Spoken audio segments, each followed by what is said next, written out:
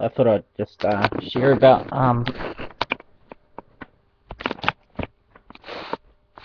just it's good. I reckon it's good to remember the good things that God's done for you. And the more I think about some of the amazing things He's done for me, I guess you get quite encouraged by it, and your faith gets quite strong, and you realise, yeah, what have I been worried about? Honestly, if God is my Father, what have I got to worry about in this world? Okay, this is like a big playground, isn't it? It's a big playground for us. God owns everything. It's all, we're His children. We're heirs. In reality, we're the true royalty in the earth.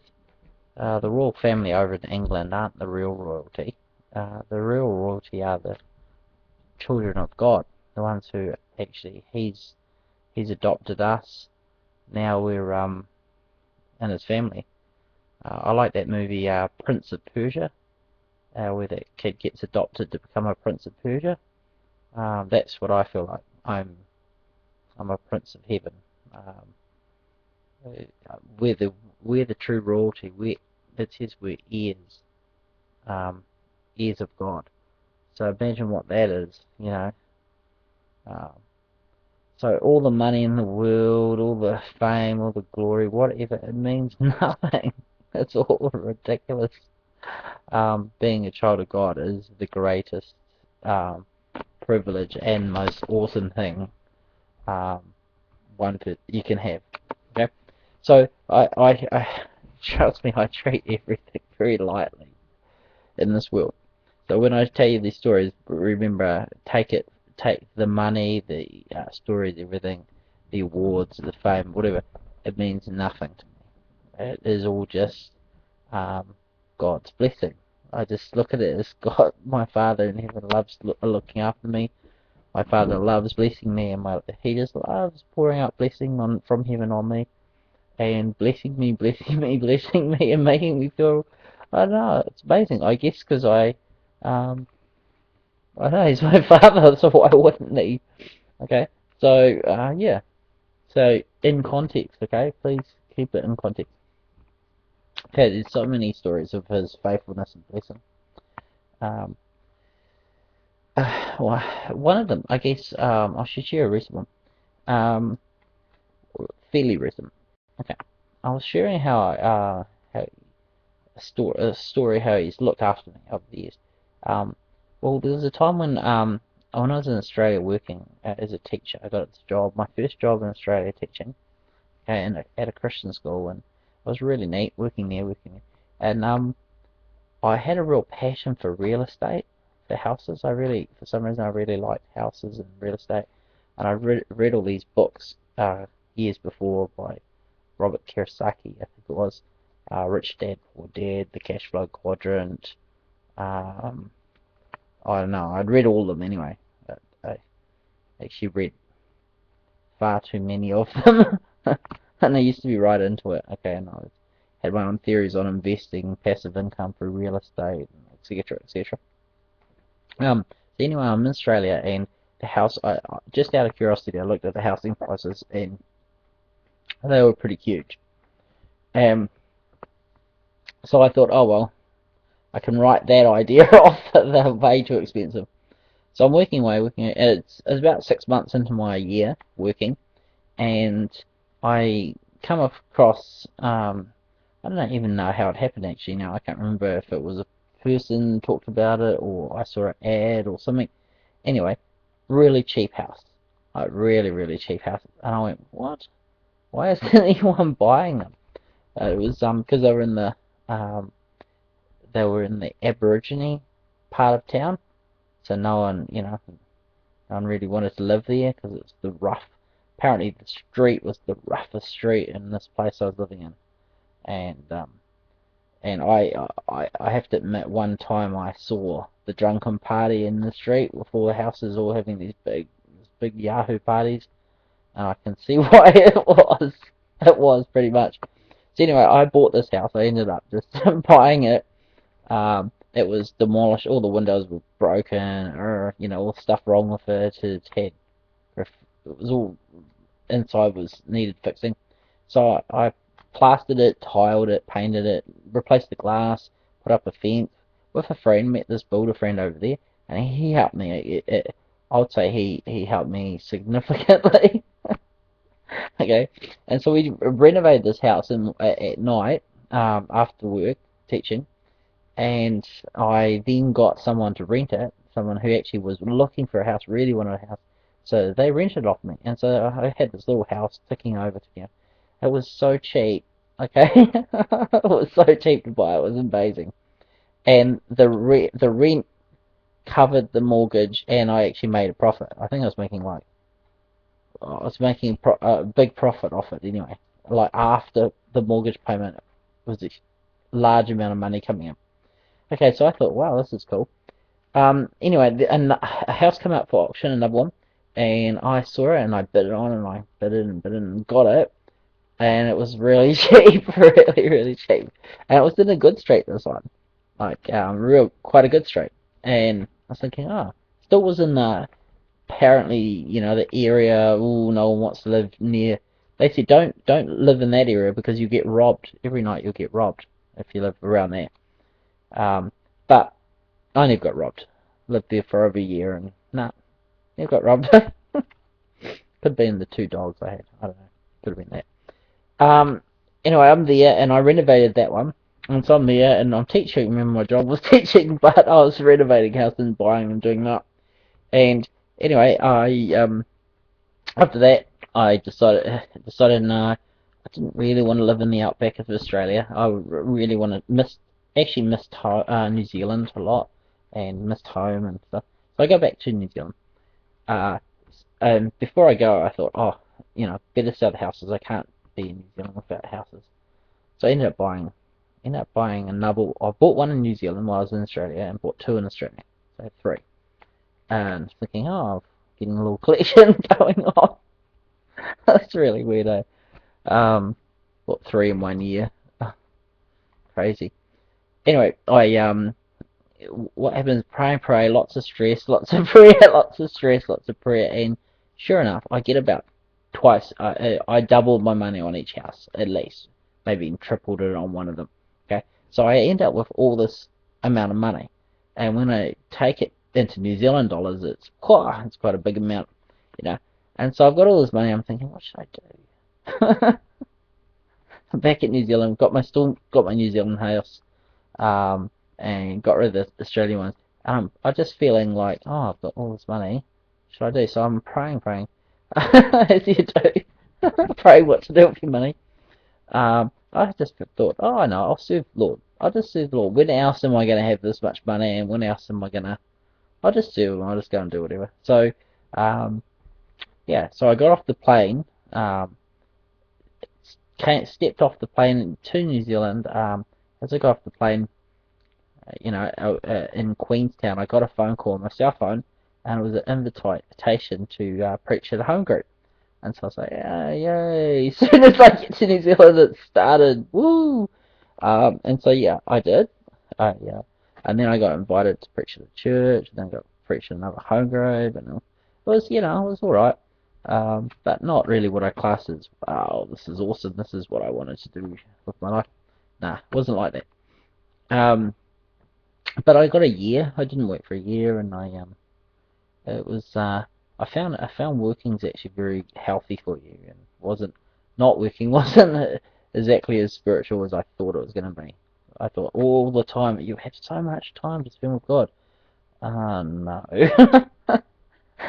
When you've got heaps of time, you don't use it very well.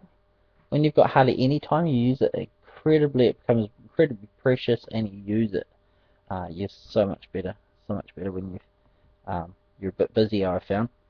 Yeah, so that was my testimony. It was just a testimony of God's amazing provision and blessing. Anyway, with the money, I decided to travel, and I thought, hey, I know, I'll go over to America and I'll visit all the revivals and really amazing Christian places over in America. Yeah, so as you do. So I flew over to was it California, is it? LA. Yeah, LA. That was one. Trying to think of the name of the place. Anyway, flew into LA airport, didn't actually get out of LA, and then went across to, flew across to, straight away from LA to Phoenix, Arizona, and there was this Christian conference called Growing in the Supernatural 4. Okay, anyway, and it was real awesome. It was, really, really cool. And while I'm there, it's all this supernatural stuff going on everywhere. Okay, it was just super, super. It was really growing in the supernatural. It really lived up to its name. And I'm there, and I had this. It's I guess it's quite unusual. It's like a miracle thing where oil comes out of your hands. Okay, like lot. I'm not talking little. Oh, it looks like your hands are sweating or anything like that. I'm talking like lots of oil actually comes out of my hands. Well, that started happening, like really significant, amazing amounts of oil coming out of my hands, and it was actually really, yeah, heat. And people actually were coming over and looking at my hands because they were quite amazed by it. Okay, whoa, look at that. And people were coming all around. It was drawing a bit of a crowd. And I yeah. So I had that happening in that meeting. That was quite cool. A lot of people trying to find out who I was, and I was saying, "I'm no one special. I'm just here visiting this conference." Anyway, during worship time, at one of the meetings, I noticed when I looked down. Actually, I think it was someone else brought it to my attention that the other person said, "Oh, look, I've got gold all over me," and and he had gold all over, and I went, "Wow, that's amazing, gold." And I'd heard about these manifestations, like the oil on the hand. I mean, I got that, so I heard about that. But I heard about the gold, but I'd never seen it. And this guy had gold, and it was like a lot of it. And I was thinking, wow, you can really see it. It's not just imagination or anything. It's not like, you know, tricks of the eye. It's like hard out, like really visible. Anyway, I looked down and my feet were covered in it. It was like really amazing amount all over my feet. And I'm going, wow, didn't have a clue what it meant. Just thought, oh, that's amazing. Gold. God's putting gold on me. um, Anyway, I'm sitting there and sitting there, yeah, just taking it all in, and keep looking at the gold, as you do. Um, and God spoke to me, like quite clearly, not audibly. So, okay, but then people were saying, "Oh, mental." Not audibly. It was he could speak audibly. So don't, shoot, I've had spirits speak audibly, other like spirits, demons, angels, everything. So if they can speak audibly, I'm sure God can as well. So anyway, he spoke to me very clearly, and he said, "What if I gave you everything you ever wanted?" And that's what he asked me, and I went thinking, I don't know, like what kind of question is that? I didn't know how to actually answer it. I went, no, I don't know what. Yeah, what would you? Oh, what was it? I think the question is, what would you do if I gave you everything you ever wanted? And that was the question. And I was like, oh, I don't know. What is it I've ever wanted? That's what begs the question from me, because I'm thinking, what do you mean? Whatever I've ever wanted? Can't quite. Is it the $11 billion I once paid for, or is it you know? Anyway, so he said that to me anyway. Didn't really know what to do. I come back to New Zealand, but long story short, I end up teaching and all sorts of stuff, and I start this company. And this company, I'm still teaching, and I've got this little company, sports company thing on the side. And I'm praying for things, and I wanted to have a parkour gym, okay? And I thought it would be really cool if it was, I had a self-defense system I taught as well, and I mixed it up with paintball, and just did a whole adventure, like hard out sport, and it ended up being called Adventure Streak. So yeah, it was an adventure. And so anyway, I pray, and I get these really cheap. I get about 13 paintball guns, quite cheap, and I bought them. Then I got all this gear, and I had all these mats and gear and everything, and I collected it all up. but I didn't have a building. So I'm praying about a building and going, oh God, I really love a building. I need a building to start my business. And so I'm praying, praying, praying. And sure enough, I get this big building. And the building is where I'm living now. It is huge. Okay, it's like 800 and something square meters. Um, it's massive. It's an old squash court, and so each squash court is about 70 square meters area, and it's got one which is like more than 70 square meters. It's like probably about 200 square meters. It's for people watching, being able to watch the games, like a stadium one.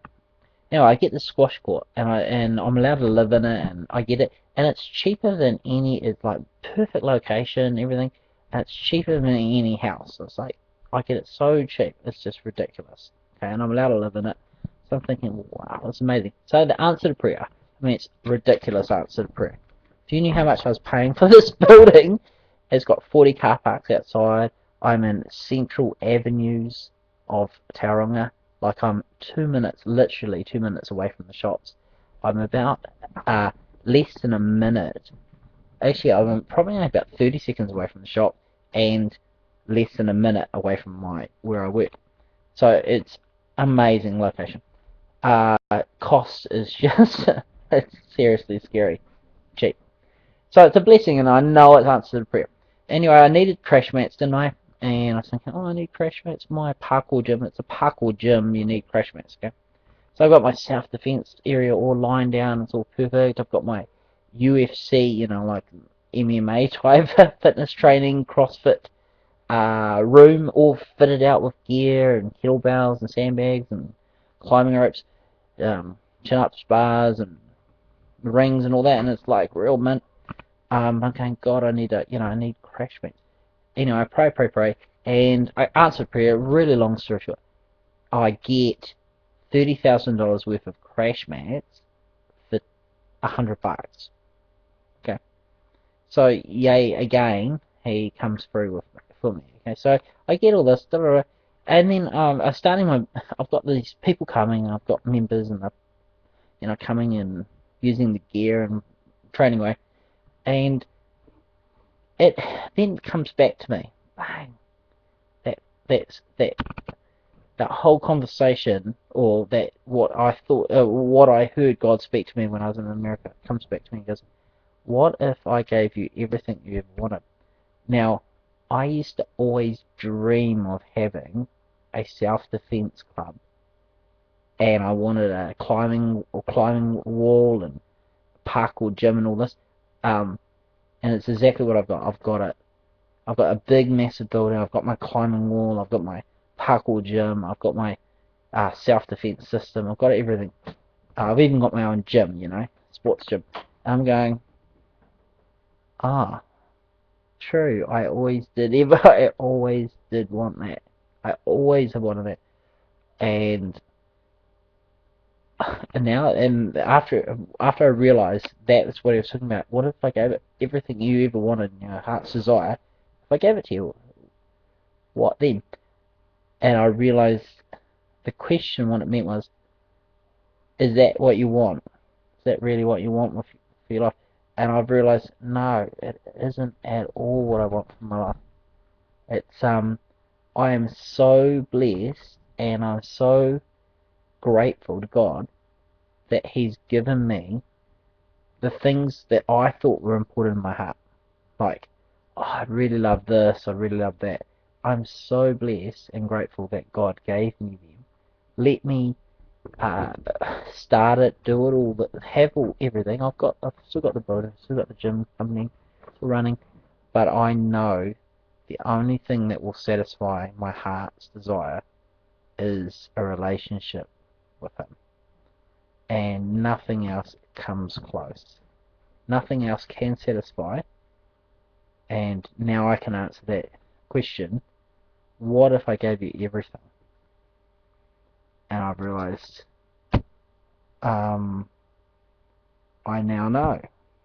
What if you gave me everything? Well, nothing compares to being His child. Nothing confused. Okay, so I can answer that. Yeah, but God's amazing when you think about it. That He would give you the things that you think are important to you, just so you can find out that they weren't as important as you thought they were. So you can find out what really is important to you.